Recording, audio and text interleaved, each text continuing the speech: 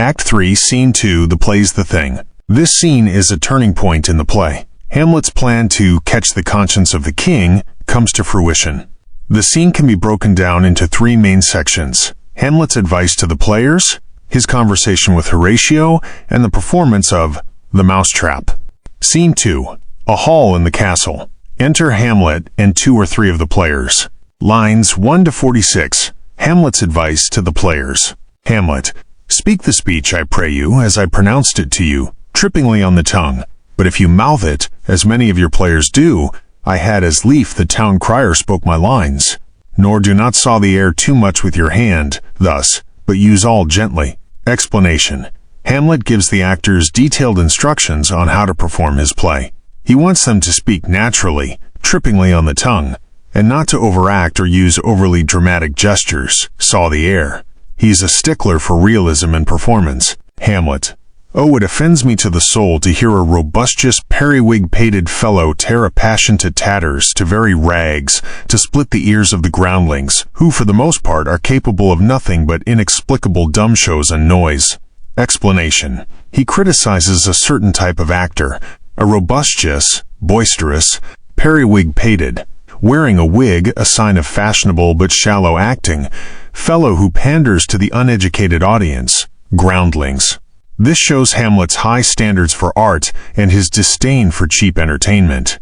Hamlet: Be not too tame neither, but let your own discretion be your tutor. Suit the action to the word to the action. With this special observance, that you o'erstep not the modesty of nature. For anything so overdone is from the purpose of playing, whose end, both at the first and now, was and is, to hold as 'twere the mirror up to nature. Explanation. This is Hamlet's famous theory of acting. He says that actors should find a balance, not too wild but not too tame either. Their performance should be guided by their own discretion. The most important principle is to suit the action to the word, meaning that gestures and movements should match the dialogue. The ultimate goal of a play, he says, is to hold the mirror up to nature, to reflect reality and teach the audience something about themselves. Lines 47 to 88. Hamlet and Horatio. Enter Polonius, Rosencrantz, and Guildenstern. Exit players. Hamlet: How now, my lord? Will the king hear this piece of work? Explanation. Hamlet asks Polonius if the king will attend the play. Polonius: And the queen too, and that presently. Explanation. Polonius confirms that both the king and queen will be there immediately. Exeunt Polonius, Rosencrantz, and Guildenstern. Enter Horatio. Hamlet: Horatio, thou art e'en as just a man, as ere my conversation coped withal. Explanation. Hamlet praises Horatio as the most honest and true friend he has ever known. This is a moment of genuine sincerity from Hamlet, showing that his love for his friend is one of the few pure things left in his life.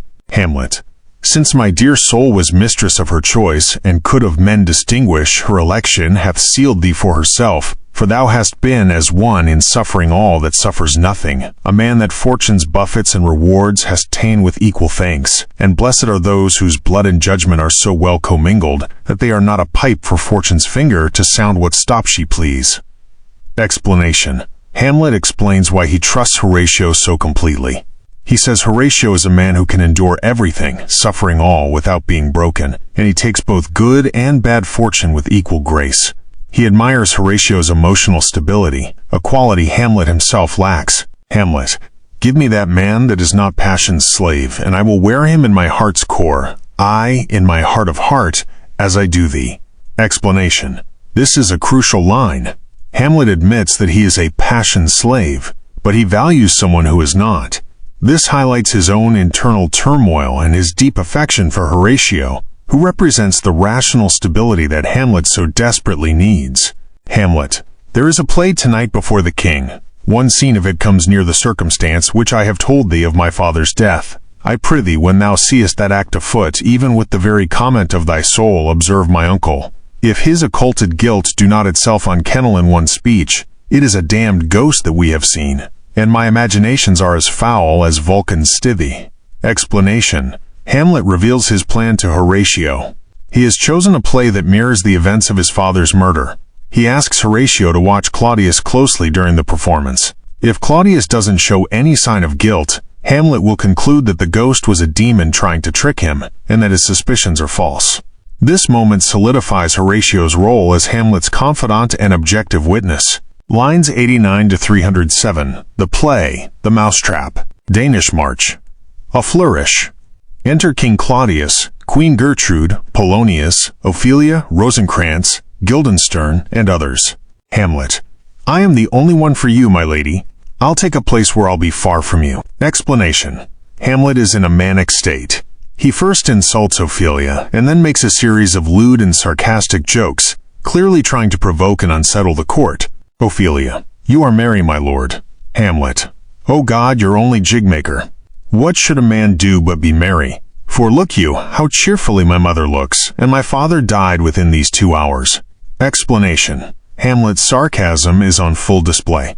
He pretends to be happy, but he's making a biting comment on his mother's quick remarriage, claiming his father only died 2 hours ago to highlight the swiftness of her moving on. Ophelia. Nay, 'tis twice 2 months, my lord. Hamlet. So long? Nay then, let the devil wear black, for I'll have a suit of sables. O heavens, died 2 months ago, and not forgotten yet. Then there's hope a great man's memory may outlive his life half a year. Explanation. He continues his dark humor, pretending that 2 months is a long time to remember a dead king. This is a pointed insult to his mother's memory of her first husband. The dumb show enters. Explanation.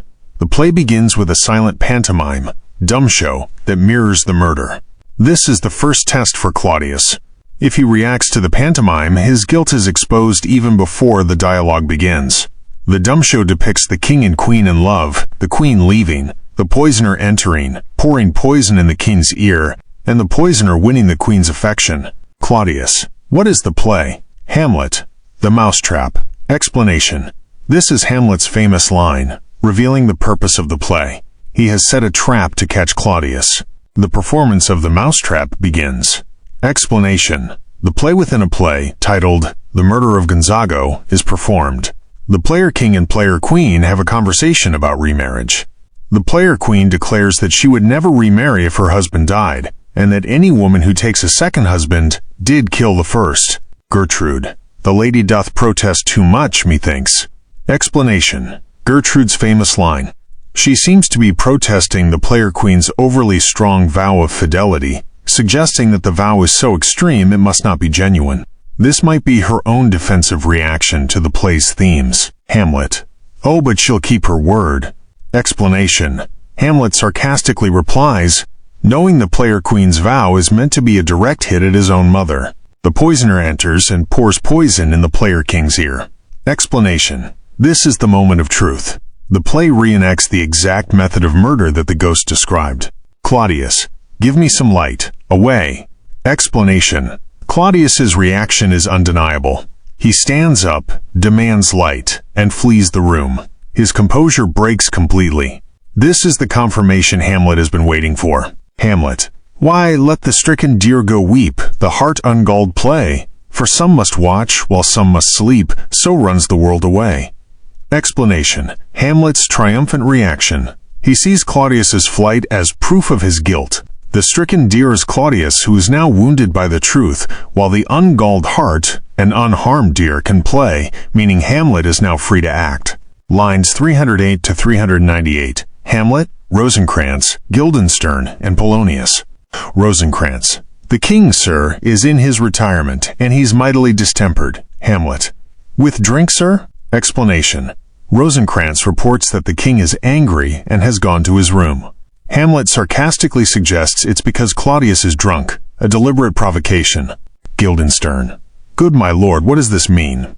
Hamlet. Sir, I lack advancement. Explanation. When asked why he is behaving this way, Hamlet gives a disingenuous answer, suggesting he is simply frustrated that he is not king. Hamlet. Why look you now, how unworthy a thing you make of me. You would play upon me, you would seem to know my stops, you would pluck out the heart of my mystery, you would sound me from my lowest note to the top of my compass. Explanation. Hamlet confronts Rosencrantz and Guildenstern directly. He compares himself to a recorder. They think they can play upon him and figure out his secrets, but they can't even play a simple instrument. He calls them out for their false friendship and their attempt to manipulate him for Claudius. Hamlet. Then I will have a word with the king. Tell him that I will come to him as soon as he returns. Polonius. My lord, the queen would speak with you, and that presently. Explanation. Polonius arrives, also sent by the queen, to summon Hamlet to her chamber. Hamlet. By and by is easily said. Explanation. Hamlet dismisses Polonius, making a pun on by and by later, which also sounds like a phrase he uses to dismiss people. Lines 399 to 417. Hamlet's soliloquy. Hamlet. 'Tis now the very witching time of night, when churchyards yawn and hell itself breathes out contagion to this world. Explanation. Hamlet says that now, with the confirmation of Claudius's guilt, he is filled with a dark and vengeful spirit. It's the witching time of night, the time for evil deeds. Hamlet. Now could I drink hot blood, and do such bitter business as the day would quake to look on. Explanation. He is ready for revenge. He feels capable of committing horrible acts of violence. Hamlet. Soft, now to my mother. O heart, lose not thy nature. Let not ever the soul of Nero enter this firm bosom. Let me be cruel, not unnatural. I will speak daggers to her, but use none. My tongue and soul in this be hypocrites. Explanation. He stops himself from getting completely carried away. He is on his way to his mother's room. He vows that he will not physically harm her like the Roman Emperor Nero, who murdered his own mother. He will be cruel, in his words, speak daggers, but he will not use a real dagger. This is a critical moment where Hamlet draws a line, separating his murderous intent for Claudius from his a bit more complicated feelings towards his mother. This scene is the climax of Hamlet's central plot. The play within a play is a successful tool that provides Hamlet with the proof he needs. From this moment on, his feigned madness becomes even more dangerous, and his path toward revenge is set.